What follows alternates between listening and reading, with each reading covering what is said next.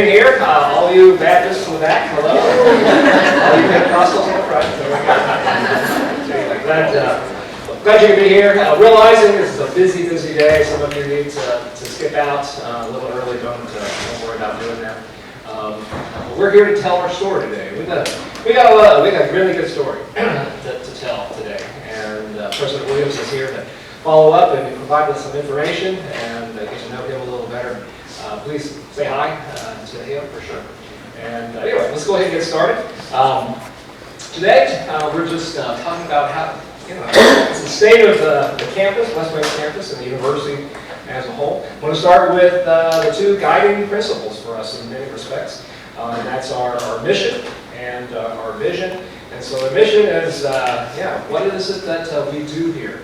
That is all that, to empower students, to enrich our local and global communities. We can't forget our international students, first of all, and then our China campus as well.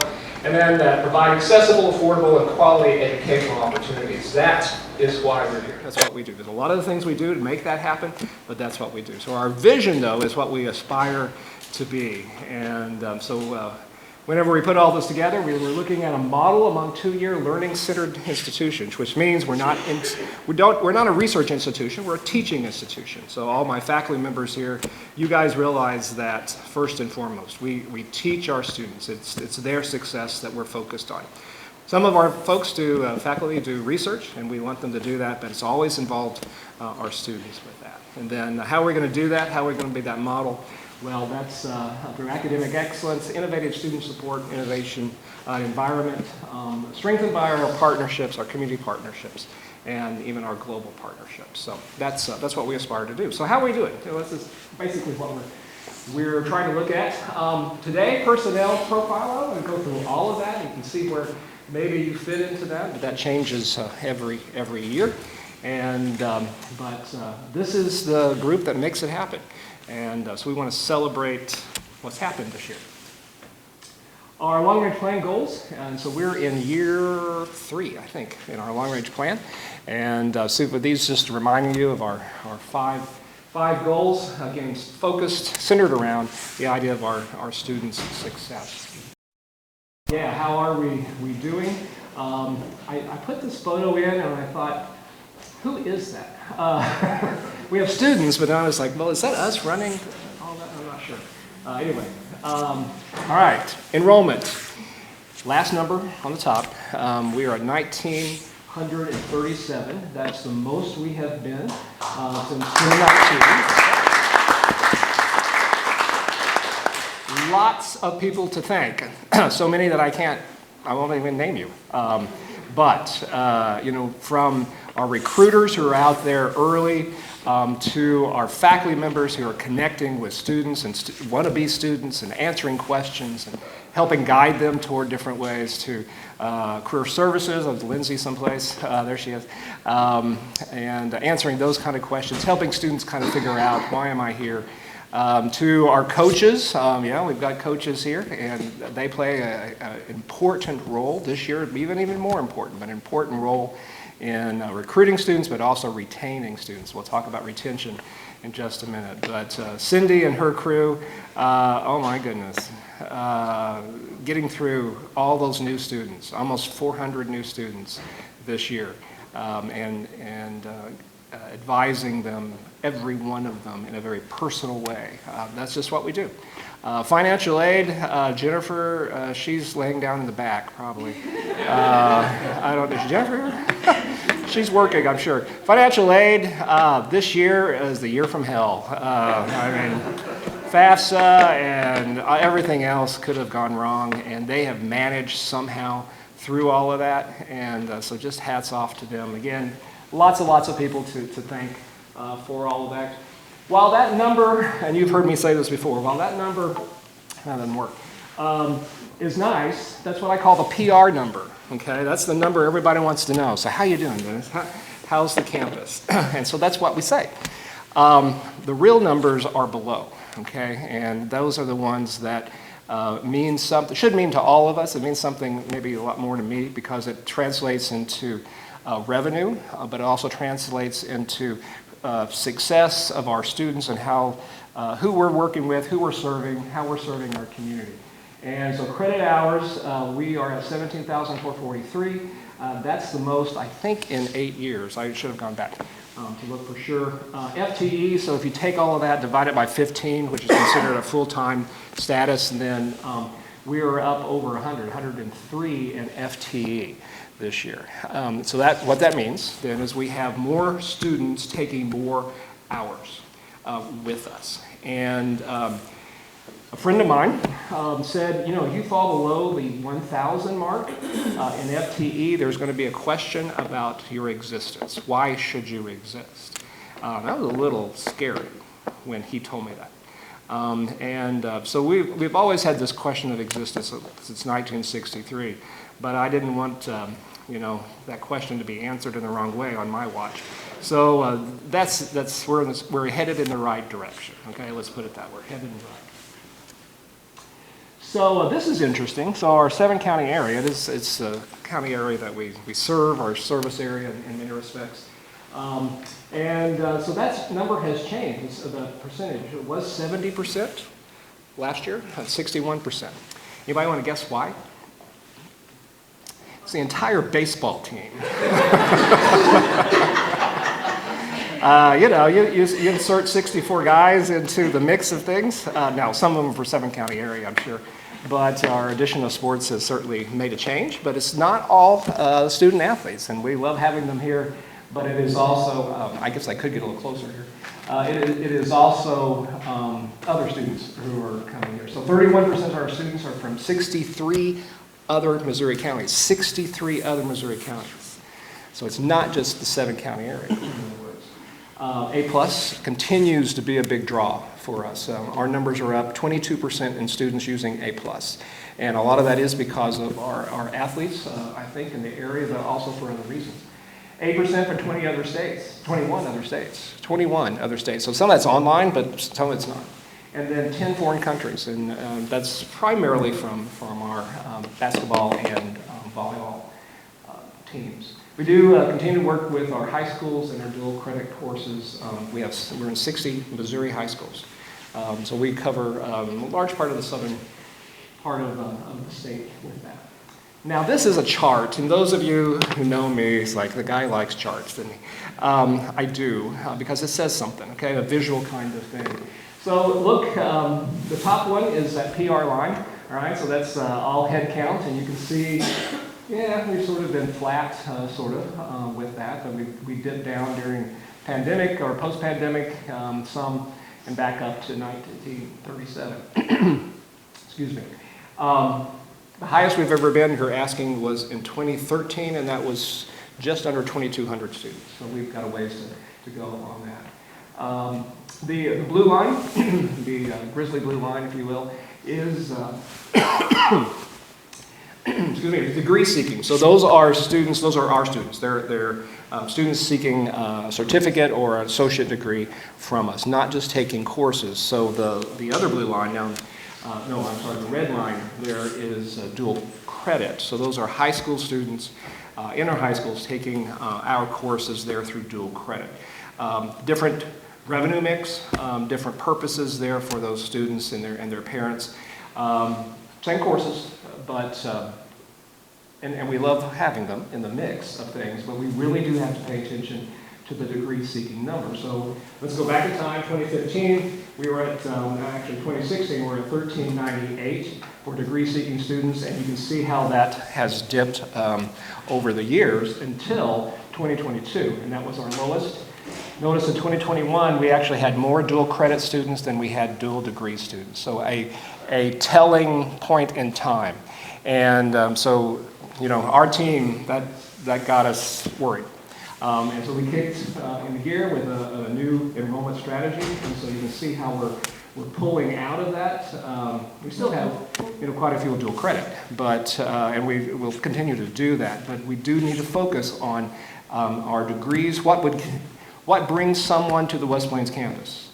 That's really the question. What would bring someone to the West Plains campus? And so hopefully that's our academic programs. It may be student service programs like our Ascend program or family host program, whatever those might be. but also our athletic programs. And so that's been part of our enrollment strategy, all three of those things. The bottom line is non-degree, and you see that we're up there. And a lot of reasons there, but I think Trevor has helped in our workforce development programs, and so we can expect more, Trevor. Just breakdown of a few programs, mostly some older programs and some new programs here in enrollment, just so you kind of know where we are. And students, their desire for different kind of programs change from time to time. The gray line is elementary ed, kind of dropped over the last few years. The yellow line is business, taking a bigger dip, but coming back out now. And nursing, one of our bigger programs, of course, is the red line. And agriculture being the green line there. So and our newer programs are over here on the right. Human services, what is that? Sorry, I don't know what that is. And then the community health, behavioral health program, which Elizabeth Mahan heads up as a faculty member and director of that. And that's an important program as we're trying to serve our area of behavioral health clinics. The average student age, and you say, well, that's really a boring chart. And it really is. The red line is maximum age, so that's where I am, I think. So that kind of fluctuates a little bit with that. The minimum line is, of course, tied probably to dual credit, maybe a few homeschool students within that mix. But the dotted line is really quite flat, but we were hung up on 21. So that's the traditional age student for the most part, 18 to 22. And while that is well and good, guys, we are not meeting the demand, if there is demand, but we're not reaching the non-traditional student, the older student. And so as we're looking at how do we increase our enrollment, we need to do that for our own existence and sustainability of certain things, then how do we reach the non-traditional student, the older student? Which for most two-year schools, most community colleges, that's a big base. We don't have that base. So that's one of those questions we continue to ask and we'll look at as well in terms of marketing and variety of things. Our ACT scores for our first-time new in college students really hang around that 19 mark, and that's not unusual. Good numbers, actually, in many respects for a two-year school. But so you'll have high numbers of 34, maybe 35, but you'll have also low numbers. And I always say I have seen an ACT of 6, which we serve all of those students. We don't serve just those who have an ACT of 19. We serve all of those students sometime in the same classroom, and so that is a challenge. That's a challenge for our faculty members for sure. Retention rates. So this is an important number. Well, enrollment is great, guys. Enrollment, but you get them here, you got to keep them here. So my esports folks, I saw CJ, I don't see Alex, but so glad you're here. Glad you're playing games, but are you going to class? That's the important. So that's why we're here. The esports gets them here, getting a college degree in whatever that it is that they want to do. Propels them forward in their lives. That's the success part. So we were, we've always kind of ranged in the middle 50s. We had a high in 21-22 at 63%. But anyway, that's a good number too for this year, the 56. Still a preliminary number, by the way. Retention by student type. That's one of those things we look at in terms of how we're serving our underrepresented students. First generation. Many of our students are first generation, as you know, and then Pell eligible, those who likely to have financial difficulties in going to college. This is a mess, realize that. This is our fall-to-fall retention of A-plus students. And you can tell how successful this program is because the dark line is the retention of our A-plus students, which is at 71%, over 71% this year. It means a lot to our region that we can serve those students, those A-plus students, and we love having them here. Persistence is like from semester to semester, so spring to fall, and great numbers there. So 72.3% this year for those returning following our spring semester. Last year, fall to spring, which is always a challenge, is still good numbers there, 48%. Degrees and certificates, we are down in that. Not sure why. Maybe we're at the tail end of the students coming out of the pandemic there, but our goal there was 325 by this year, and so we didn't meet that goal. We got to 305 and 300 there within that, but we'll be looking at that, what we need to do going forward. Our completion and transfer rate, so that's graduation plus those students who would transfer without graduating, is what that is. Measure of success over the years, and good numbers. Something important to the state, important to I know the governor and our Department of Higher Education, but we didn't hit our number there, the combined number. But we'll continue to work on that. Again, a complex chart. This is graduation rate by major programs. And then it's also the NCLEX pass rate for our nurses. You can see how actually those rates have gone up by program. General studies being our principal transfer degree, and that has gone up over the years. We're now at 39% graduation and transfer. That's a really good number for us over the years. Nursing's always been high. Nursing, we're looking at the NCLEX, so that's the red number up there. And because we have so many cohorts now going on at different times, I asked Carrie to give us NCLEX numbers rather than graduation numbers, because that really wasn't probably a fair number. It was 100% over the last 4 years, which I really thought was great. Then we started thinking about that. No, maybe that's not telling the whole story. NCLEX tells the story, though. So they graduate with us, but they have to pass the NCLEX to become a registered nurse, and that's really the measure of how well they did. And they continue to knock it out of the park. So for the last 4 years, it's been over 90%, and just a great number for our nursing program. Elementary ed, 43%, business at 52%, and agriculture at 46%. So a lot of our students, while our total numbers are down a little bit in graduation and transfer, but the percentages in their programs are doing well. The programs are doing very, very well, those programs. Changing our circumstances. So let me go back in time a little bit. And so when I had more dire kind of communications with you about we have got to do something, because we were headed in the wrong direction, then how we determined as a campus and as an administrative team, how are we going to change our circumstances? Because we could ask for all the money in the world from the state. It would help. It'd be nice sometime, but it still doesn't change things. We have to change things. We're going to ask for all this money from the Springfield campus, which isn't going to happen. I'll head Biff off there. But I mean, it's our responsibility, guys. And so we don't have a local tax district, so what does that mean? We have to focus on enrollment and retention, right? Recruitment and retention when it comes down to it. And so how do we do that? Starting new academic programs. We talked about some of those, investing in programs with potential to grow. Maybe we needed to give them a little more money, a little more support. Re-examining our recruiting and marketing strategies. And so Dakota's here. Dakota came on, and I said, Dakota, I want you to think like a 18-year-old, which he always does anyway. But and now I need him to think like a 40-year-old or whatever it is, or non-traditional students.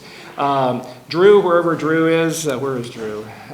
Drew, he is our social media guy along with several students who help us out in that area. And so we have done very, very well. One of these days, I think they need to give the state of the university address, because just looking at how far we are able to reach. And I think it's been a big part of our success, and will continue to be a big part of that. Exploring new markets, that's kind of online kind of deals, some other things that we'll be looking at, continue to look at, developing and expanding partnerships. We cannot do what we do without our partners in this community. whether it's Ozarks Healthcare, whether it's West Plains R7, and even our other school districts around us. It's the Springfield campus. It's the city of West Plains. It's our supporters, our people who are giving money to make a lot of things happen that we would not be able to do if we didn't have their support. And so we have a lot of partners, and we want to celebrate them, and we also need to be a good partner. It's one thing to say, gimme, gimme, gimme, because we need it, but you've got to turn around and be a good partner in return. And so we've been focusing on that. We'll continue to focus on that, and would entertain any ideas you might have about who should we partner with. Reassessing our retention efforts, and we'll continue to do that. That, again, is important. Get them here and keep them here. And then, yeah, we're probably going to be moving in the next year to two looking at programs that are underperforming. Why are they underperforming? Do we really need them here? Is the market still here for those particular degrees? And those are tough decisions, tough conversations, but it's just a part of what we have to do. Let me give you a status of those new programs and initiatives. And a lot of shout outs here, a lot of things to celebrate. And we have 18 student athletes for our Lady Grizzly softball team. So Ryan is here. Ryan, where's Ryan? There. Ryan, stand up. Stand up, Ryan. Ryan, stand up. Stand up. I'm picking on Ryan. Anyway, so Ryan came in new, middle of the summer, right? Middle of the summer. Yeah, and so we had a change in coaches kind of at the late last minute. And so Ryan's done a great job, and I'm glad to have him in here. 40 student players on the esports team. You guys did very, very well last night, so they're playing this fall and next spring. 14 students in the PACE Welding program, down a little bit. We had 17 last year. We had 17 grads. All of them had jobs before they graduated. Good jobs. I'm not telling all of you to go run off and become welders, but if you have someone who's wrestling with what should I do with my life, think about welding. 14 students in that behavioral health assistant program. That's a really good number. The hospital has told me, it said, we will take every one of those graduates, every one of them when they're done. The need is huge everywhere, and so really good program. 64 student athletes. We're going down a little bit that in Grizzly baseball. Caleb, stand up. I'm going to make everybody else stand up here. So Caleb, you don't know Caleb Tharp? Doing a great job already, and they are persevering. I appreciate them a lot. 5 students in our Grizzly music band. Now, may not sound like a whole lot. Does 5 students make a band? I don't know. It's a quintet, isn't it? However, Rocky came in late to the whole thing, and he's really, this is a startup year for that. He does have 50 in the community band. We may have some people. Anybody in the community band? Nope. So they have a performance sometime soon out here on the Commons. Yeah. And so we're going to love having them here. They're going to play at some of the ball games, basketball games, I think. And next year, when he's out recruiting now, I would imagine that 5 turns into something else. So it's another investment into a program that will bring students here who may not be music majors, but they want to continue to play and continue to be a part of something like that. So at some point, we will look at choral as well. And so that's going to be a growing program, I'm sure. Grizzly Rodeo, and they are out in, where did you say, Rachel? Monticello, Arkansas, yeah, today. And so we have 16, I think we have 15 now. And so that's going to be a growing program, interesting program, very different. And we're going to enroll horses one of these days, I think. Our nursing students, we're now at 165 at any one time. And so different cohorts, again, a big part of what we do for the community, for our region, and the region is large. I had a particular kind of unpleasant thing happen. And so I was talking to my nurse, and we just started talking, and she said, "You look familiar." And I said, "Well, I work at the West Plains campus." And she said, "I went to the West Plains campus." And I said, "Oh, yeah?" she said, what did you teach? And so I knew she wasn't an honor student. I said, well, philosophy. I had philosophy. And it's like, who are you? Anyway, so she's poking around on me and like, oh, I'm glad you're from, but she was one of our nurses, doing very, very well at Mercy and had moved on to different things in her career. And that's not the first time that's happened.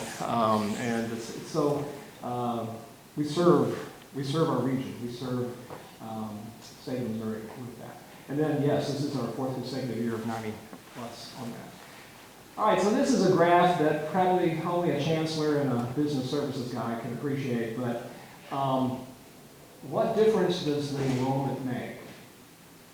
So look at 2020, then 2021, and so the dark line, up here, the line, is degree-seeking tuition. In other words, this is money, revenue coming from degree-seeking students. They are full-time for the most part, but they're here to get a degree, all right?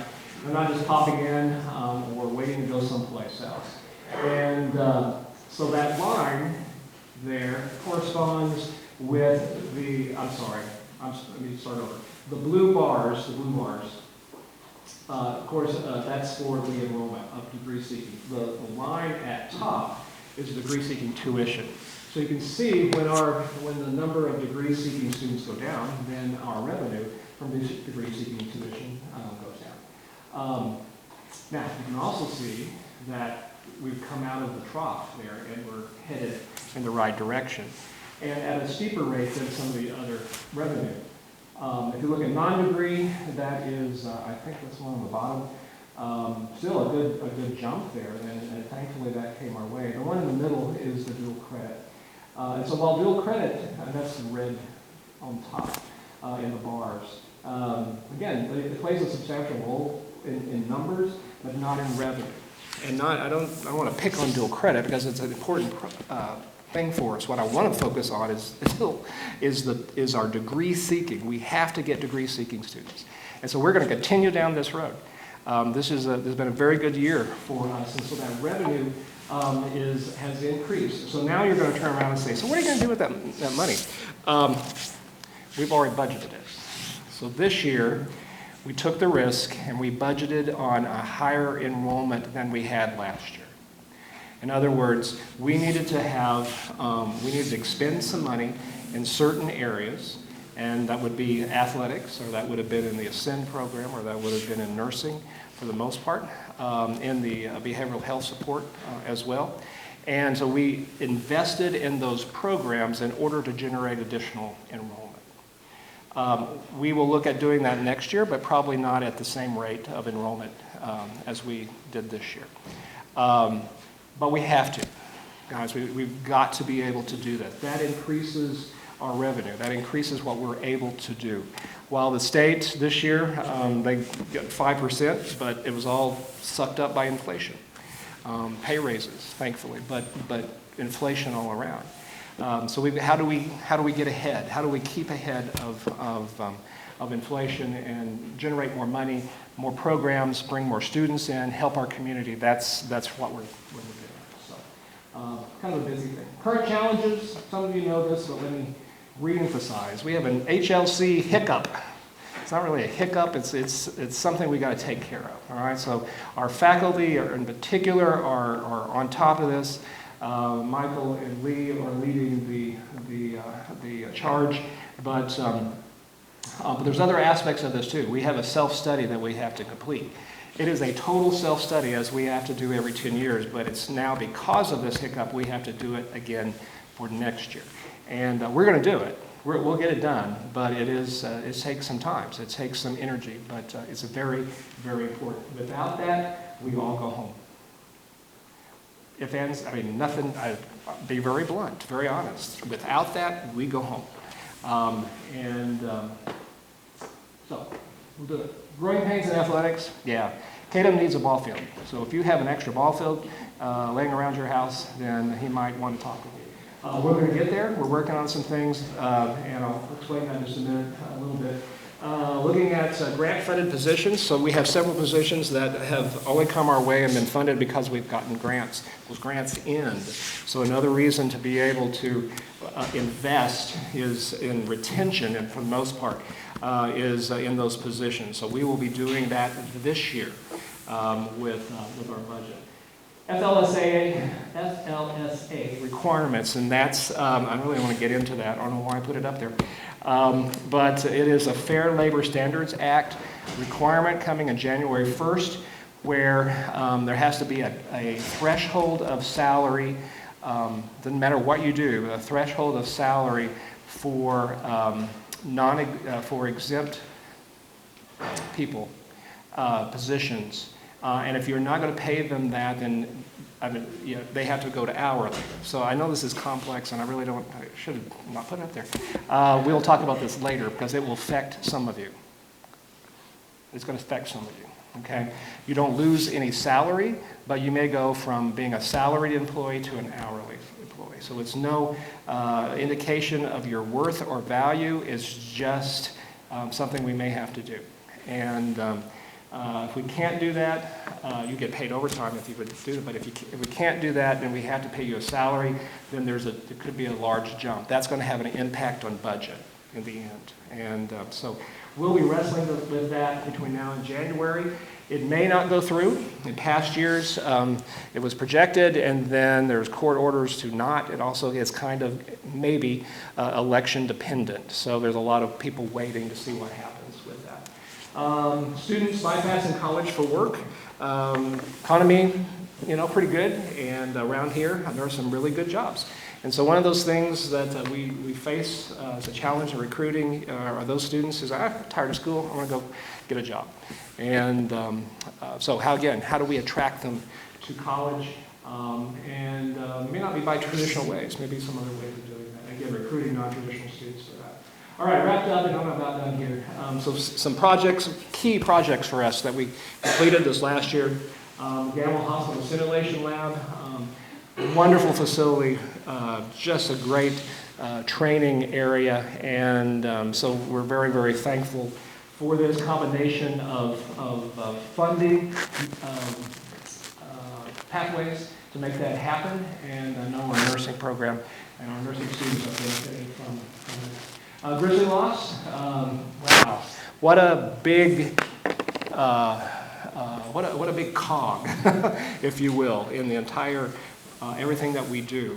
And we would not be able to do what we're doing in athletics if we did not have the Grizzly loss. Aside from putting them in hotels, as we did last year, at the same time, this is just a huge, huge thing for us. So we were at 199, are we still there?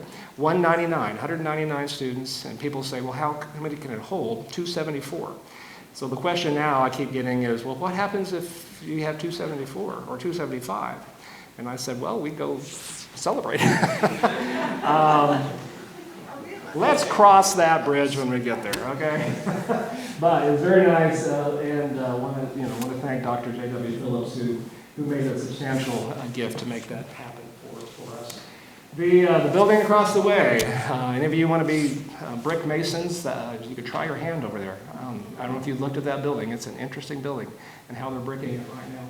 But that will should be open. They should have it done in December, and we'll be able to be in there in January, looking at a March or April celebration for that. Again, we had 22 Ascend students this fall, and some continues to grow, and the word going out across the country. We're also looking at, and we'll talk more certainly to faculty about this, but looking at some changes in our library, including perhaps even moving the library, the books and services to a different building, rethinking, reimagining what we might do at the Garnett building. But more about that, but that's one of those things that we will be talking about this year. And then planned improvements for a baseball softball complex that continues to evolve, and even today had some new discussions about that. So we're looking forward to that. It's just, if you guys are praying people for baseball and softball complexes, this might be one you want to put on your list. The Wolf Riser Agricultural Science Center, great gift, and that did not come across well, sorry. Great gift by Linda, and so appreciative of that. That's allowing us to have a rodeo program. It's not fully up yet, but continues to develop and evolve. Great public support for that, and then we're looking at a classroom out there at some point, and that would be for our vet assistant programs. But so much that we can do out there, and just it will be huge for our future, our students' future. So again, what our purpose must be. While we do a lot of different things, and people can get excited about a lot of things that we're doing, our focus is student success every single day. Every single day. President Williams has his administrative team, which I have a privilege of being a part of, reading a book called Broken Windows, Broken Places. I can't remember the title. That's great. I have read past the title. Sounds like my students. Yeah. And I'm not done yet. I've told my team this book, we'll talk later. This book makes me mad. It really does, because it just reinforces the idea that every experience our students have has to be positive. Now, that doesn't mean you can't say no to them, but how do you say no to them? How do you deal with the issues that they may be having, and you still have to say no? I'll pick on Caden for a minute. How do you tell one of our 64 baseball guys, sorry, you didn't make it, but you want to continue on college? How do you do that? Well, we have to work on that in every interaction we have. And how does the campus look? I mean, our campus looks really, really nice in the fall. It really does. Hats off to Ron and his folks. They do such great work with so few people. And I appreciate how it looks. I appreciate what you guys do in picking up trash and reporting issues and those kind of things. It all makes a difference in what we do. And we do a good job, but there's some things that we're going to work on, I think, in that way, just because of rethinking all of that. But it has to be about student success. Okay, it has to be about our student success, because if they succeed, they have a good experience here, then they're going to tell someone. If they have a bad experience here, they're going to tell the world. We live in a different time where, if you walk into a restaurant and it has a dirty bathroom and people start snapping pictures, it goes worldwide. I mean, the threat is huge. Good experiences can go viral too, but it's most likely to be very personal. That's a great place to go. That's what we want to do. And so, student success, helping our students succeed at what they want to do is why we're here. And it's also why President Williams is here. So, that's not really a good intro. I want to introduce President Biff Williams, or just Biff. And he can tell certainly more about himself or about where he is right this moment after drinking at the proverbial fire hose of things. But he is starting to get his hand and his head around things, and he's got a big job, guys. He's got a really, really big job. I appreciate his discussion and his inclusion of the West Plains campus in almost everything he talks about. We are a system. We play a different role than the Springfield campus. We are not the Springfield campus, right? We are not, my head's moving in a different direction. We are not the Springfield campus, and we won't be. We will never be the Springfield campus, but we are a great 2-year campus serving the people we need to serve. That's what we have to focus on.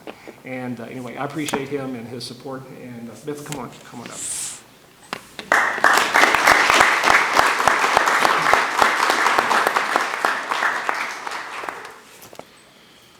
Well, good afternoon. It's always great to be here with you. I can't say enough good things about Chancellor Lancaster. I've really appreciated all that he has done. I appreciate his leadership. I've really greatly enjoyed getting to know all of you and the staff and his leadership team, and I commend you for all the accolades and all the wonderful things that are happening on this campus.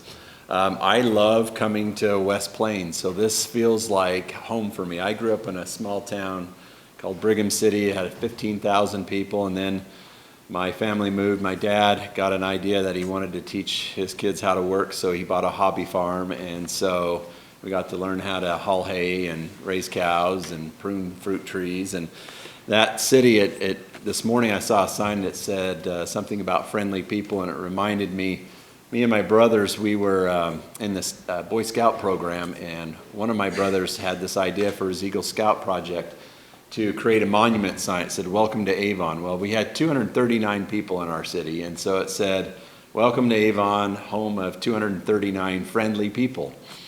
Well, over time, more people moved in, and so the big debate in our community was, who are the 239 friendly people? So, long discussions about that, and the city voted to decide to keep it that way, that they said, okay, we're about 400, 500 people now. 239 friendly people is about right. So they kept it there. So my wife wanted to be here today too, but she's out west running a marathon with friends, and I've got to thank Chancellor Lancaster because I usually run with her, and I'd rather be doing this than that, especially since race time is about 95 degrees. So pray for her.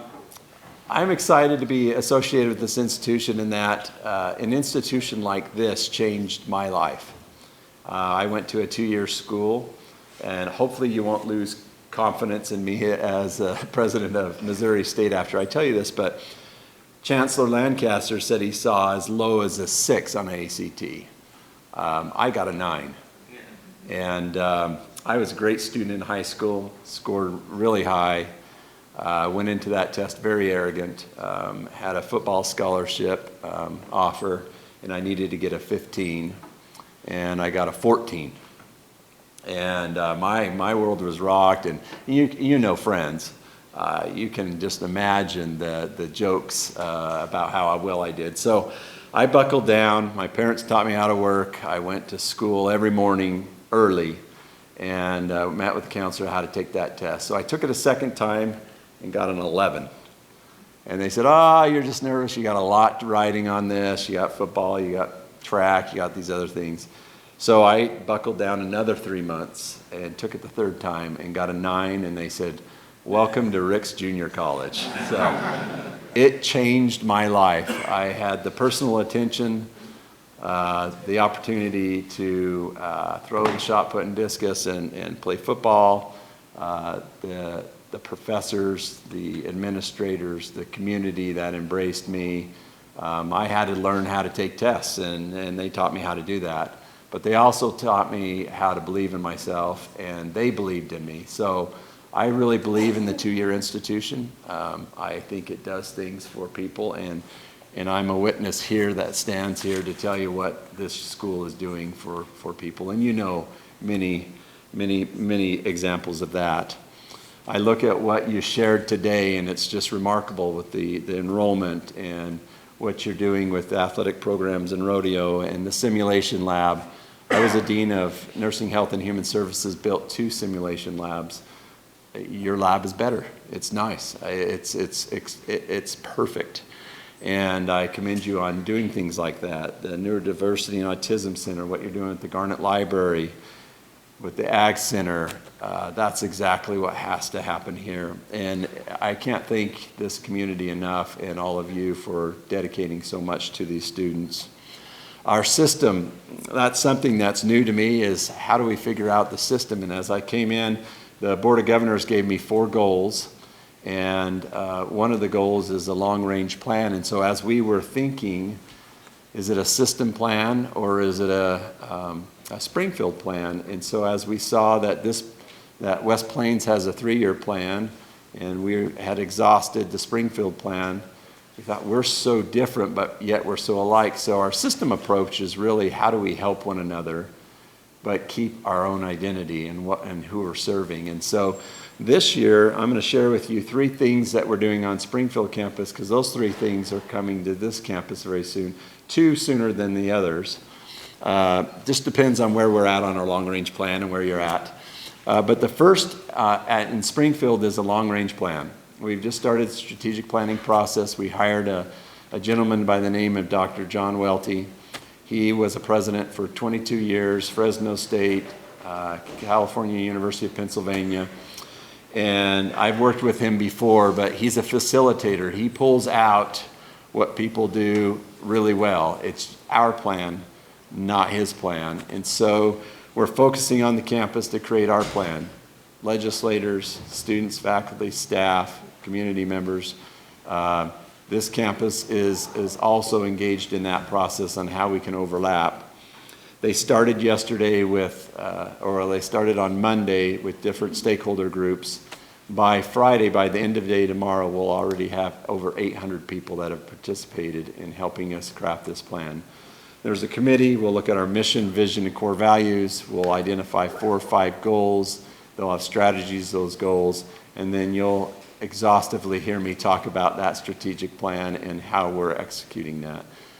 This next year, if West Plains is ready, we'll have the consultants come and help you with that plan so that you can keep your identity and have those benchmarks and how we blend together. The second is a facility master plan, working together, looking at the strategic plan, what are the facilities that we need. So we want to map out for both campuses, here's what we have, here's what we need, here are the buildings we need to renovate, here are new buildings that we need, here's baseball fields or softball fields, here's exactly what we need, and we can put that into a plan. We'll work very hard in making sure that we have strategies also, which is the third plan, is a foundation and a strategic fundraising plan. Right now, the Missouri State University Foundation, they were on campus here a couple of weeks ago. They're creating a long-range plan of how to raise money. And once we have that in place, once we go through our strategic planning and master facility plan, then we can create a plan for each of those campuses. Here are our priorities. This is what we're raising money for. So those are 3 plans. And we're working very hard to create that vision. We'll see what the main 4 goals are for the Springfield campus, and then we'll see where we're at on West Plains and how those correlate. But as a system, we're going to utilize each other's resources to help one another. That's where the system comes in without robbing each campus of its identity. There's a 4th plan that could affect West Plains, and that's the Darr College of Agriculture. Our Darr College of Agriculture enrollment numbers have slightly waned. And we've had, as you know, we've had leadership changes, and so we really want to ignite new strategies in that college. And so we have a separate consultant working with their strategic plan, looking at all our ranches, farms, Mountain Grove, what we're doing in agriculture. That too will have some overlap with West Plains. So really excited about what we're doing. Excited about, we have record enrollment as a system. This is the largest enrollment we have. I think that the state of Missouri, I've gone almost all parts of the state of Missouri meeting alumni, the pride, whether it be from West Plains campus or the Springfield campus or the online campus, there's just a lot of pride in being from this university. So once again, I won't take much more time, but I want to thank Chancellor Lancaster and your entire leadership team for all that you do. We're excited to see the future. There's a lot of momentum moving forward. We have great legislative support. My first day on the job, I texted 25 legislators. All 25 wrote back and said, welcome, and they're excited. So what you're doing is being recognized, and I can't thank you enough, and I look forward to getting to know you a lot better and being on campus a lot more. So go Grizzlies.